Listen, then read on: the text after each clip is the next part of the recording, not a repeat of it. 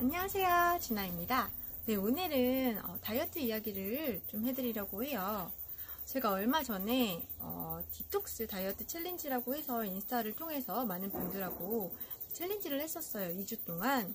2주 동안 제가 짜드린 식단을 이제 드시면서, 그리고 약간의 운동을 경험하면서 이제 챌린지를 이어갔는데요.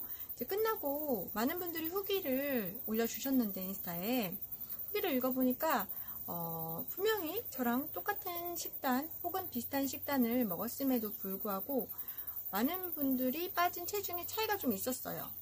적게는 1-2kg가 빠지신 분도 있었고, 많게는 5kg 정도까지 빠지신 분들이 있었어요.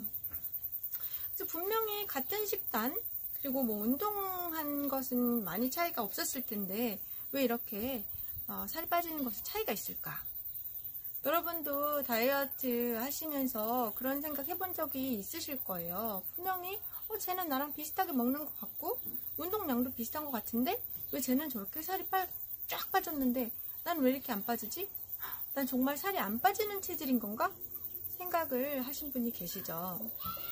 네, 그래서 오늘은 왜 다이어트 중에 살 빠지는 속도가 사람마다 다른가에 대해서 이야기를 해보려고 합니다.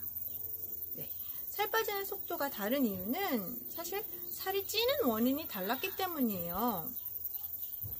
그것을 염두에 두고, 자, 우선 다이어트 초기에 살 빠지는 속도가 다른 이유. 다이어트를 시작을 하게 되면 이제 저희가 식단과 운동을 시작을 하죠. 많은 분들이.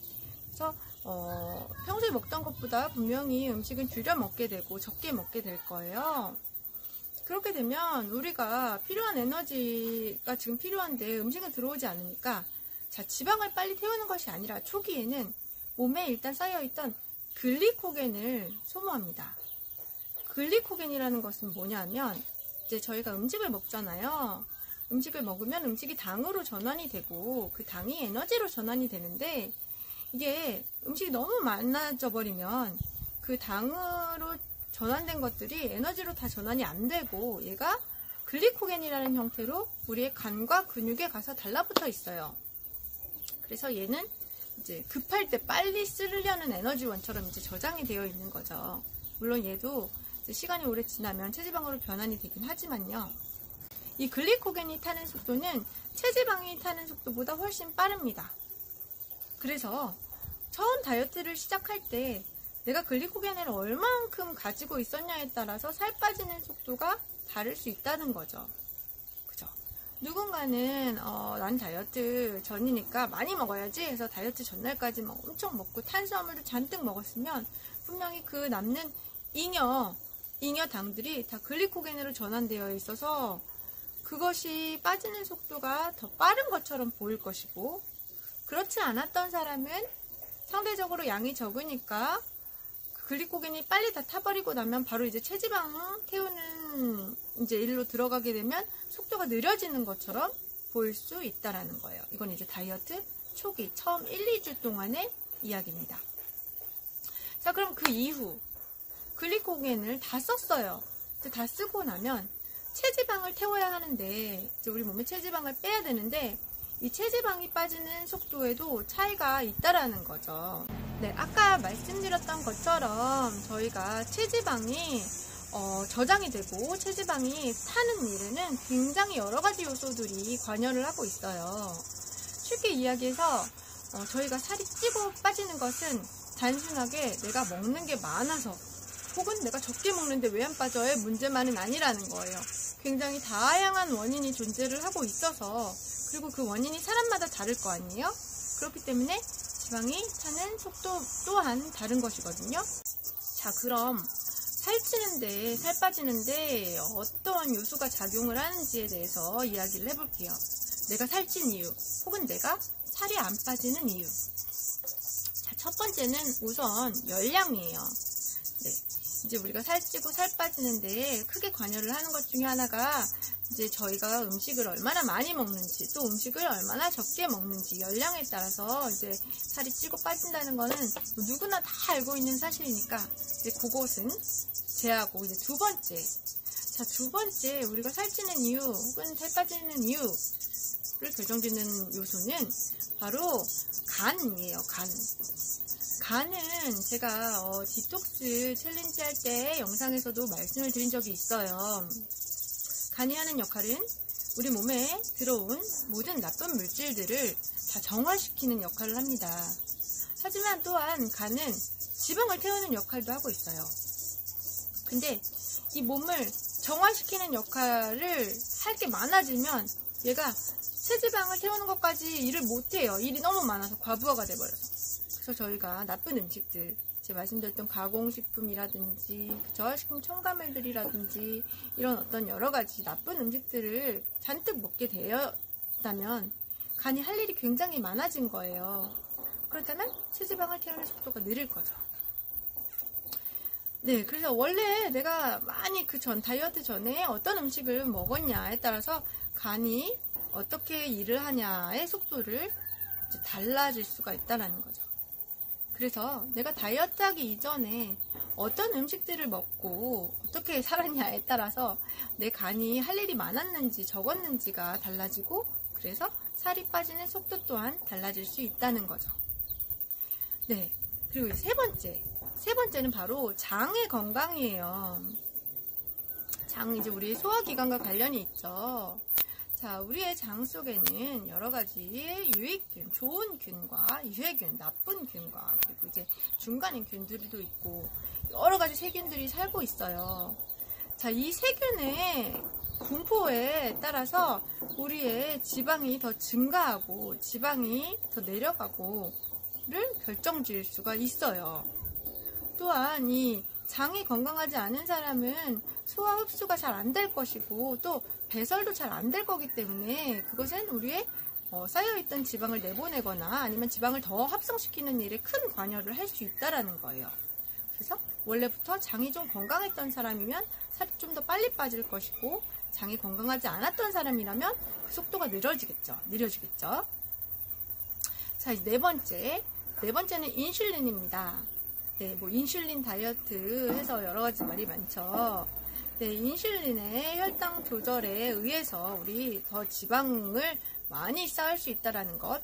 또 인슐린은 식욕 조절 호르몬에도 영향을 미쳐서 우리의 식욕을 중추를 막 건드릴 수 있다는 것 아실 거예요.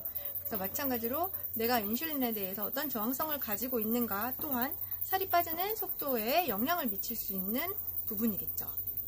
네, 다섯 번째인가요? 네, 다섯 번째는 호르몬들이에요. 호르몬들이 여러 가지가 있죠. 자, 우선 성호르몬이 굉장히 중요한 역할을 하고 있어요. 여성분들은 이제 생리 주기에 따라서 진짜 살이 쪘다 빠졌다 하는 것을 경험해 본 적이 있을 거예요. 그와 마찬가지로 이 성호르몬이 불균형하게 될 경우에는 이 지방을 내보내는데 또 근육을 합성시키는데 문제를 겪게 됩니다. 그래서 호르몬의 균형이 굉장히 중요한 부분이죠. 네, 또한 우리 스트레스 호르몬, 코티졸이라고 부르는 호르몬이 있는데요. 이 호르몬 또한 지방 대사에 관여를 하게 됩니다. 이 호르몬이 적당량 있으면 좋은데 이 호르몬이 너무 높아버리면, 그리고 스트레스를 굉장히 많이 받아버리면, 또한 몸의 스트레스, 운동량이 너무 과하다던가 코티졸이 과다 분비되게 되면 이제 대사에 문제가 생길 수 있고요. 또 여러 가지 질병을 만들어내기도 해요. 심혈관 질환이라든지. 네, 그리고 또한 지방도 더 합성시켜서 복부 비만을 야기시킬 수 있어요. 그래서 코티졸의 역할도 굉장히 큽니다.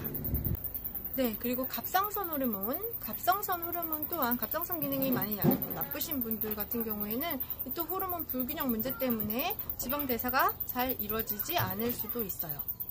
네, 이 밖에도 우리 어떤 혈중 산도라든지 혈액 속의 산성인지 알칼리성이라든지 또 아니면 우리의 감정에 의해서라든지 굉장히 많은 부분들이 우리가 살이 빨리 빠지는지 늦게 빠지는지에 관여를 다 하고 있단 말이에요.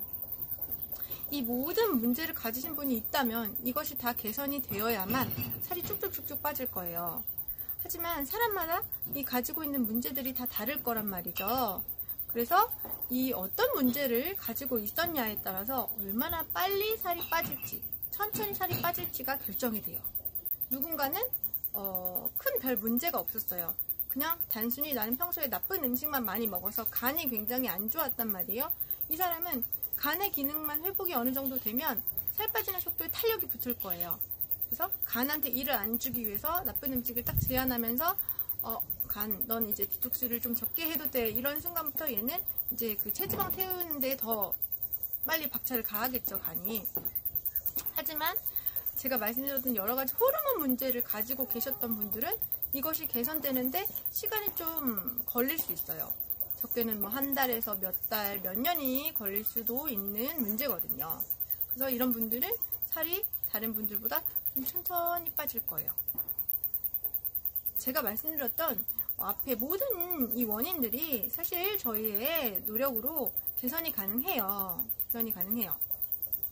제가 전에 클린 이팅에 대해서 말씀드린 동영상을 보시면서 저희가 많이 먹어야 될 음식들, 또 저희가 먹지 말아야 할 음식들, 그리고 이런 호르몬의 불균형과 장내 건강과 또 간의 건강을 위해서 더 챙겨 먹어야 할 것들, 양질의 탄수화물, 단백질, 그리고 지방, 미세 영양소들을 더 많이 챙겨 먹고 또 규칙적인 운동을 겸하면서 이 모든 것들을 쭉 개선을 시킬 수가 있지만 이것이 단기적으로 해결이 되지 않을 때도 있다라는 것을 염두를 해두시고 노력하다 보면 분명히 여러분도 살이 빠지는 날이 올 거예요. 하지만 이런 노력을 다 했음에도 불구하고 왜 이렇게 나는 살이 안 빠지지 하시는 분은 이 본질적인 문제 해결을 위해서 꼭 전문기관, 의사들을 만나보시기를 저는 권합니다. 네. 저는 오늘 여기까지고요. 제 동영상이 마음에 드셨다면 구독 여기 옆에 있죠? 눌러주세요. 그리고 저는 인스타그램에서도 활동을 하고 있습니다. 제 인스타그램 아이디는 진아 밑에 짝대기 헬티 라이프입니다. 많이 팔로우해주세요. 네, 저는 다음 영상에서 뵙도록 할게요. 바이.